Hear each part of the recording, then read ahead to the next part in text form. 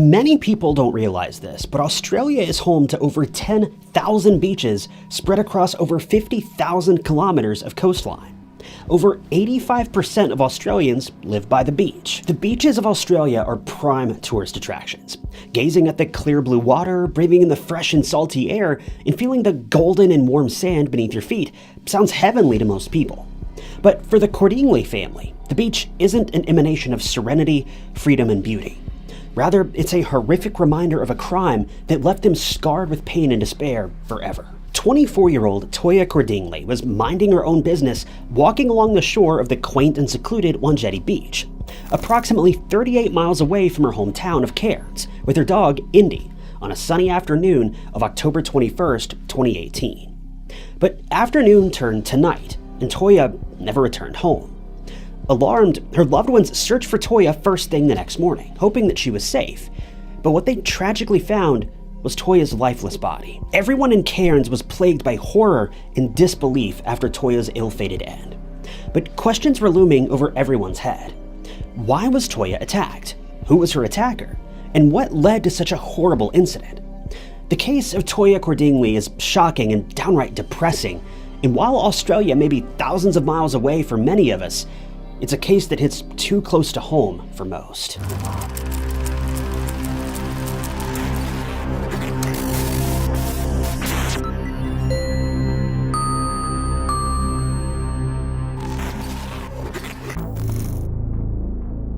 If you're watching this video, that means you're probably interested in true crime. And if you're interested in true crime, then I'd be willing to bet you'd be interested in this channel, True Crime Stories. So do me a quick favor and hit that subscribe button below. It's totally free and keeps you up to date with all of my future cases. Toyah Jade Cordigley was born on June 14, 1994, to parents Troy and Vanessa in Cairns, Queensland, along Australia's northeastern coast. She was the only child of her parents, and the family of three had a good life. But not for long. See, when Toyah was still very young, her parents got divorced. Even though Toyah's parents loved her to bits, their marriage wasn't working out. Troy went on to marry a woman named Mary, and Vanessa married a man named Darren Gardner, and they went on to have two more children, Jack and Lena. Even though divorces can have a significant impact on the child involved, Toyah didn't seem to mind. If anything, she was excited to be a part of two families. So she was adjusting really well to her family's new dynamic. She even had a great relationship with her step-siblings, and everyone loved the vibrant and cheerful Toyah.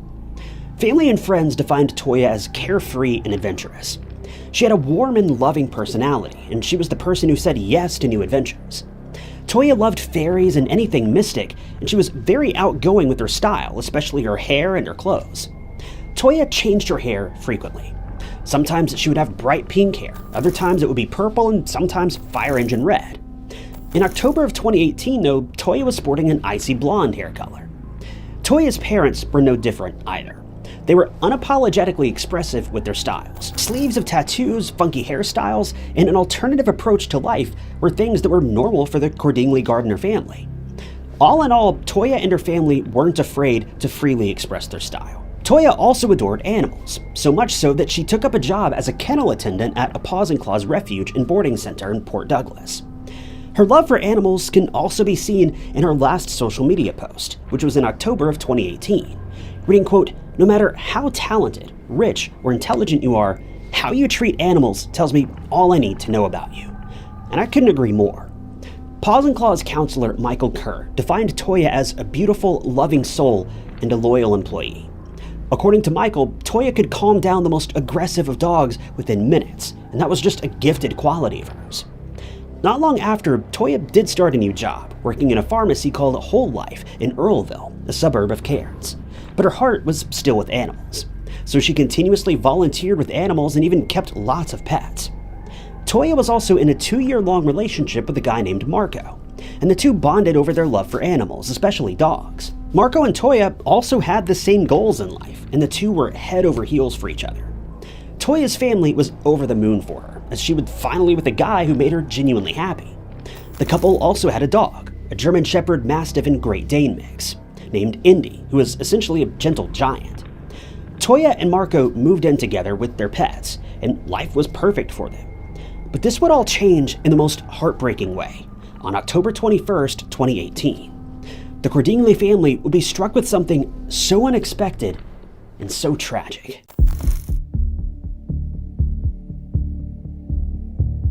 Sunday, October 21st, 2018, started out just like any other day for Toyah. She had some errands planned, and one of them was to take her dog Indy out for a walk on One Jetty Beach, about 38 kilometers north of Cairns, roughly halfway between it and Port Douglas. She worked her shift at Whole Life Pharmacy, handing out camel milk samples to customers. And yes, you heard that correctly, camel milk. You learn something new every day, I guess. Anyway, after work, Toyah made her way to Rusty's Market, which was close to the waterfront, to pick up some produce for dinner that night. And she was actually seen on CCTV footage between 12 and 1 p.m. carrying a colorful basket donned in a light blue crochet top with her hair up. After her trip to Rusty's Market, Toyah returned home and informed Marco about her trip to the beach with Indy. She left the house at about 2:30 p.m. with Indy and made her way to One Jetty Beach in her 2009 blue Mitsubishi Lancer. She parked it near the southern entrance of the beach, and then it's assumed that she went for a walk on the beach with Indy. One Jetty Beach is a remote shoreline, with 4 kilometers of coastline and no facilities apart from a parking lot and the highway. The beach is known as a local secret, and it's very quaint. But Toyah would never make it back home for dinner. When hours passed and afternoon darkened into evening, Marco started to worry about Toyah, as she wasn't answering her phone and wasn't home yet. At 9 p.m., Marco called Jack, Toyah's stepbrother, and asked if she was there with him, as she still hadn't returned home for a very long time. Jack was also immediately alarmed, as Toyah hadn't come to visit him, and he went straight to his mom, Vanessa's room, who was getting ready for bed at that time. As soon as she heard the knock and saw her son's visibly nervous and shaken demeanor, Vanessa felt in her gut that something was wrong. Jack went on to tell Vanessa that Toyah was gone since that afternoon, and no one could reach her. The police were immediately contacted, and 24-year-old Toyah was officially reported missing at 10:50 p.m. Vanessa even called Troy, her ex-husband and Toyah's dad, and together, along with friends and family, they started looking for Toyah in their neighborhood and even spread word across social media. The police suggested that they look for Toyah in the morning because One Jetty Beach was essentially a pitch-black pit of sand and water at that time, and with the high tide, it was impossible to find anything, and it could have even been dangerous for searchers. While the police's suggestion was reasonable, Toyah's family was eager to start their search as they wanted to find her immediately, no matter what time of day it was. But without having any luck during the evening, the investigators and Toyah's family eventually agreed to look for her first thing in the morning. The 22nd of October rolled around, and early in the morning, Toyah's family, armed with flashlights, went to One Jetty Beach where they found something that bloomed hope in their fearful hearts. It was Toyah's car. It was still parked there, but there was no sign of Toyah. But the family was relieved at that moment because it meant that Toyah hadn't left the beach and gone somewhere else. When the group made it to the shore, the tide was still high, although there was still no sign of Toyah. But Vanessa did find something, or someone. Vanessa's eye wandered towards a bush, and she felt as though something was moving behind it.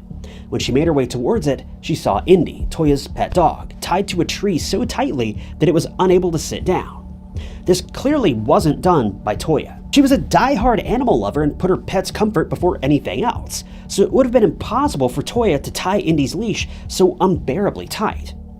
Troy and Vanessa freed Indy by cutting the leash, and Vanessa made her way to the car to charge her phone, since it had now run out of battery.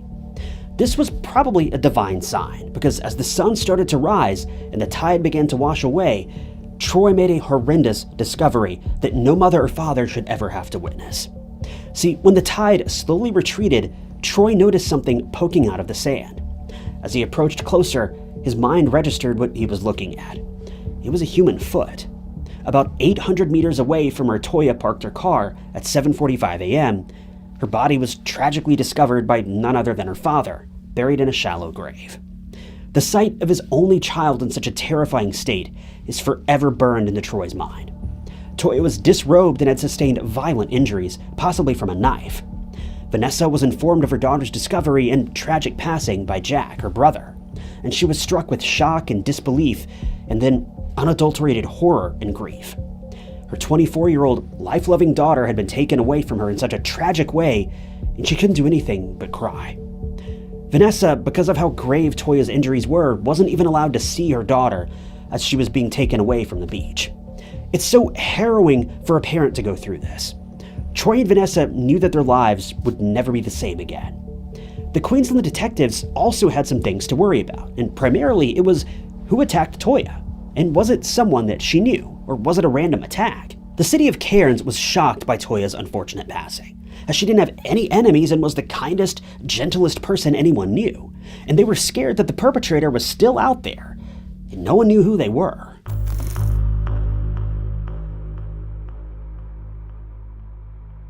Even though One Jetty Beach was a beautiful place to visit, it wasn't the safest place for women. This sandy beach had an uncomfortable history that made it unsafe. See, there were multiple occasions when girls and even young women, including Toyah's best friend Megan, had gone to the beach for a fun getaway when they saw random men peering out of the bushes watching them. Some of the incidents were downright indecent and uncomfortable for the girls because men would disrobe and perform inappropriate acts right there in front of them. This string of incidents left girls and women with no choice but to flee the scene in obvious discomfort and fear. Since it was a remote place surrounded by bushes, shrubs, and a highway, One Jetty Beach became a hotspot for predators and vile people.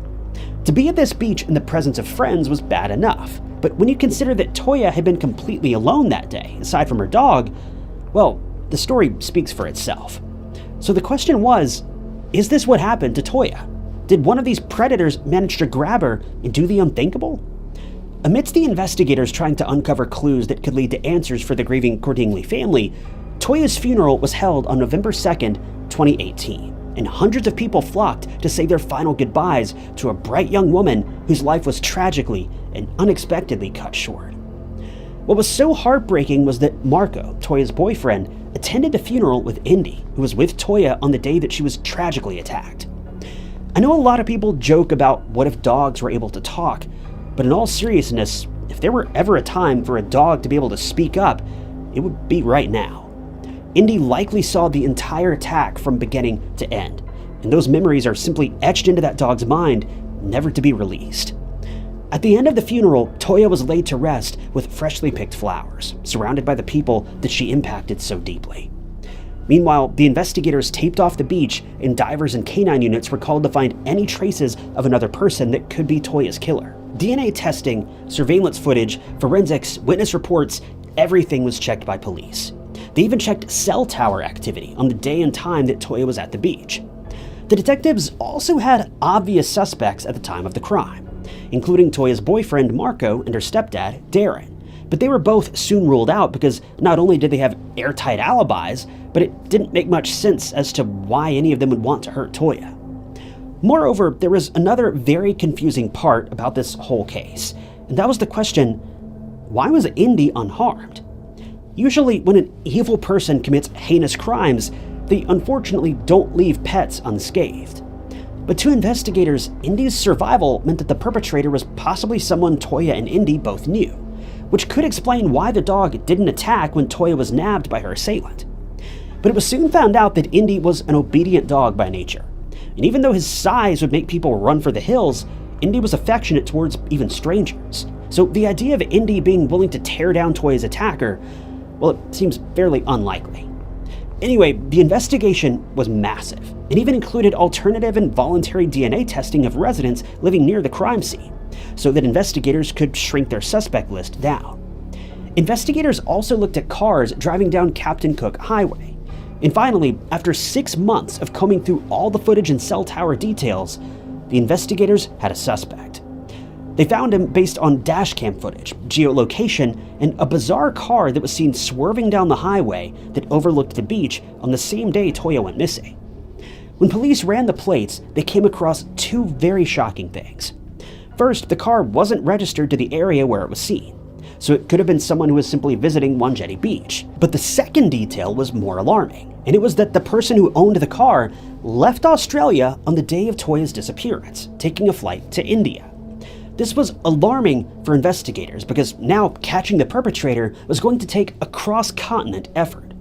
But who was the man, and what was his connection to Toyah?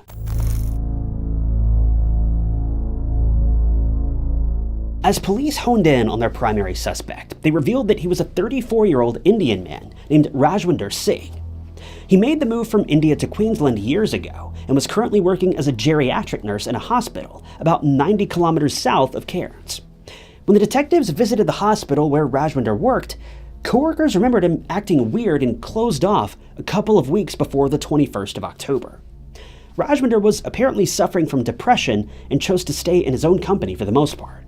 He never really got out much and didn't associate with his coworkers outside of work. But this didn't sound alarming at first. Sometimes people just prefer to keep to themselves. But the police made their next stop, which was none other than Rajwinder's home. Unsurprisingly, they didn't find him there, but rather his wife and 3 children, one of them being a newborn. According to Rajwinder's wife, he left Queensland coincidentally on the 21st of October, heading for Sydney. There, he stayed with his sister for the night before catching the flight to India. Rajwinder's movements and hasty actions further solidified the investigators' suspicions. But there was more. When police talked to the witnesses, they stated that Rajwinder's face, neck, and even his hands were littered with scratches and bite marks, which is very concerning. Australian investigators knew that they had to work together with Indian law enforcement to track down Rajwinder and extradite him back to Australia to face the law, because these wounds he'd sustained had almost certainly come from toyah. At least this was the theory detectives were operating under at the time. But it wasn't going to be easy to track this man down, and from that point onwards, a long and brutal waiting game began for Toyah's family, which was frustrating but inevitable. Extradition processes can take a lot of time to reach completion, because you're talking about 2 countries coming to the same page regarding the presented evidence to catch a criminal. It can essentially be a court case in and of itself, and we all know how many years court cases can take to reach a conclusion. Even though Australian police knew that Rajwinder was in India, after confirming with Indian detectives, things weren't going to be smooth sailing. The Australian government wanted to present rock-solid evidence against Rajwinder, which they had in the form of DNA found at the crime scene, and they didn't want to scare Rajwinder away because he seemed to have a tendency to flee when things didn't go his way. The process of making a brief of extradition took Australian law enforcement almost 2.5 years. All the while, Toyah's family was growing impatient by the slowness of the law, as they wanted justice to be served for their innocent daughter, who unknowingly and possibly became a victim of Rajwinder. But as the brief was sent in, nothing was really done. Indian investigators still needed to find Rajwinder, which was easier said than done. The local authorities in Australia even offered up a massive $1 million reward for information leading to Rajwinder's arrest. Thankfully, the promise of money worked, and less than a month later, a significant tip came in that would lead police right to Rajwinder. According to the person who gave the tip, Rajwinder was now part of a religious group. He wore a turban, had grown a long beard, and had lost a lot of weight too. Essentially, from what we can gather, Rajwinder was trying to blend in with the crowd, which is so infuriating to know that he knew good and well that he was a wanted man. Moreover, the person also gave detectives a crucial piece of information that would ultimately lead to them catching and arresting Rajwinder. See, he was about to visit New Delhi in a couple of days for a doctor's appointment, and the detectives knew that this was their only chance. Finally, on November 25th, 2022, 4 years after Toyah's disappearance and subsequent passing, 38-year-old Rajwinder Singh was arrested in New Delhi and held in a jail cell awaiting extradition. Surprisingly, he soon confessed to the crime in front of an Indian court. When asked about the motive, the answer he gave was vague yet terrifying. According to Rajwinder, on the 21st of October, he apparently got into a heated argument with his wife and left for Cairns to cool down. He oddly had a kitchen knife with him at that time, and once he reached Wanjetty Beach, he sat on the sand, cut up some fruit, and was enjoying some peace and quiet. This was when he heard a dog barking at him. This was sadly Indy, who was with Toyah. The incessant barking angered Rajwinder to no end, and he started yet another argument, but this time with Toyah. During the argument, Rajwinder, in a rageful haze, pulled out the kitchen knife and launched a vicious and frenzied attack on Toyah. It's speculated from the injuries that he sustained that Toyah fought for her life, but Rajwinder overpowered her, and tragically, Toyah lost her life in the end. What was so harrowing was that the only witness to this horrific scene were Toyah, Rajwinder, and Indy, whom Rajwinder tied to a tree after burying Toyah's body in a shallow grave, and then fled the scene. It's so unbelievable that Toyah lost her life at the hands of a man that she didn't even know. She was simply walking on the beach with her beloved dog when she crossed paths with an unstable Rajwinder, who mercilessly attacked and ended her life over such a minor issue, which I don't even know if you can call it that. It's just a dog doing what dogs do, bark. It's essentially normal behavior. Toyah lost her life for literally no reason at all.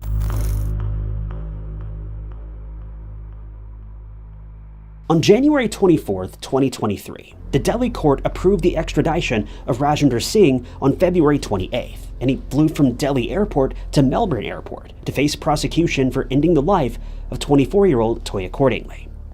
He was eventually charged with murder in March of 2023, and you would think that would finally be the end of it. But Rajwinder's defense was nowhere near done. May 1st of 2024, a pretrial hearing was held which opened a whole new can of worms. See, the court was presented with evidence that Toyah was in a secret relationship with a man named Tyson Franklin, a podiatrist, whom she met a few weeks before her passing. A series of text messages between Tyson and Toyah were also presented by the defense in court.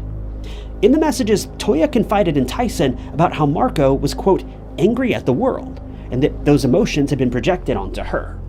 Tyson even appeared in front of the court and stated that he and Toyah had chemistry. Tyson also confessed that he was in contact with Toyah via text until her passing, and that Toyah told him that she was considering moving to a new place by herself. Shockingly, Tyson was questioned by the investigators at the time of Toyah's disappearance, although he conveniently left out the part about him and Toyah secretly seeing each other. But he confessed to them being involved with one another in court during a cross-examination. Now, it's unclear whether Toyah was actually seeing someone else besides Marco, her boyfriend of 2 years, or if this was just a ploy by the defense to deter the actual course of the case. While Tyson and Toyah certainly were friendly with one another, I wasn't able to find any concrete proof that the two were romantically involved. The reason I tend to believe that they weren't is because Toyah's plans for the future. For example, moving out on her own. She didn't seem to include Tyson in this. She strictly said that she wanted to get away from Marco for a while and nothing else.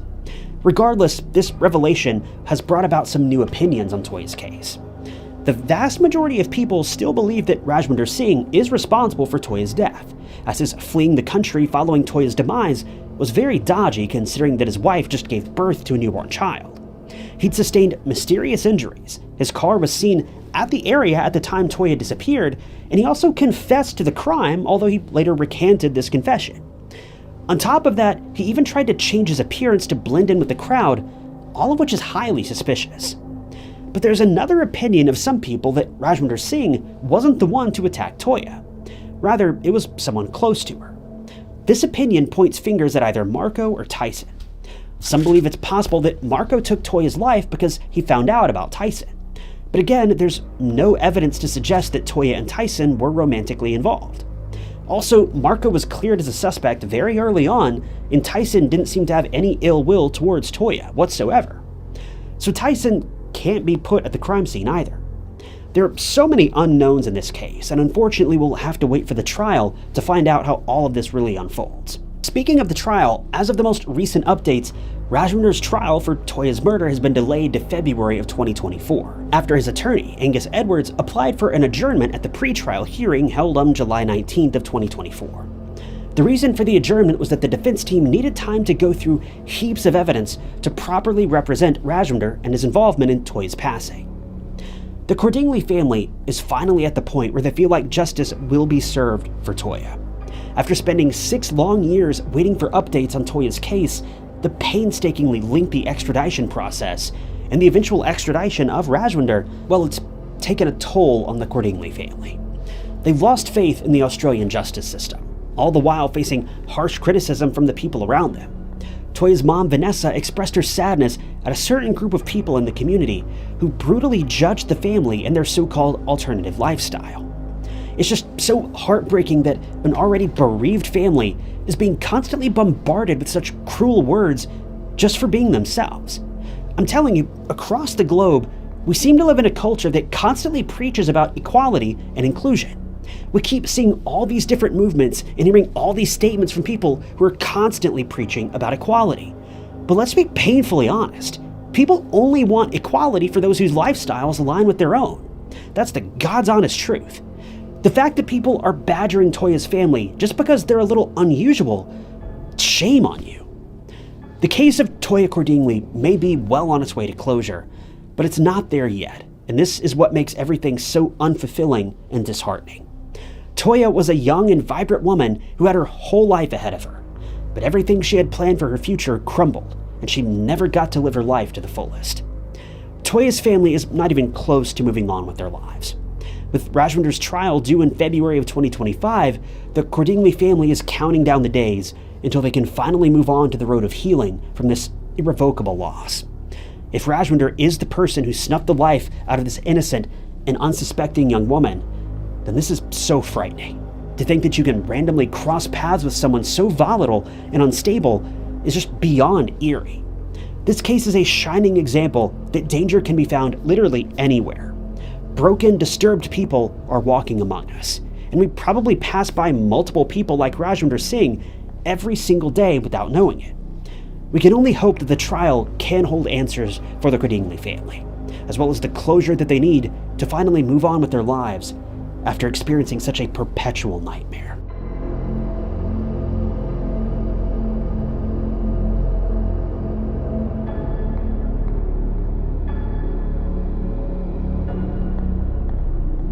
Thank you guys for tuning in to another episode of True Crime Stories. I wanted to give a special thank you to some of the new channel members, including Norma Baggs and Liddell Jones. We've had several new members who joined the channel this month, but I just want to pick a few at random and let you guys know how much I appreciate your support. If you also want to become a member of the channel, you can gain access to new videos sometimes days or weeks before they're uploaded to the public, and it's certainly the best way you can help keep the channel afloat and help out. I'm so grateful to those of you who've decided to do that. If you want to join the channel, you can click that big join button below the video or find the link down in the description if that button isn't there. One thing I wanted to mention to you guys who stuck around until the end is I got a really weird comment on the video last week where someone suggested I was basically being a scumbag for putting ads on these videos as well as promoting channel memberships. This person claimed that I had 93,000 paid channel memberships and claimed I must be making over $100,000 a month as a result. Now, I don't normally even acknowledge comments like this, but it was so bizarre that I just wanted to bring it up and clarify. We do not have 93,000 paid channel members. We have 43 paid channel members, and nearly all of you guys are subscribed to the $2 a month membership, and I'm incredibly grateful for it. When you consider that YouTube then takes almost 50% of that revenue, well, you guys can do your own math. Revenue is truly no one's business but my own, but I just had to put that out there because it was such a strange comment for someone to make. But anyway, as always, if you enjoyed this video, check out this other interesting case I covered, and don't forget to subscribe. It's totally free and keeps you up to date with all of my future videos. But my name is Ty Knotts, and I'll catch you guys in the next one.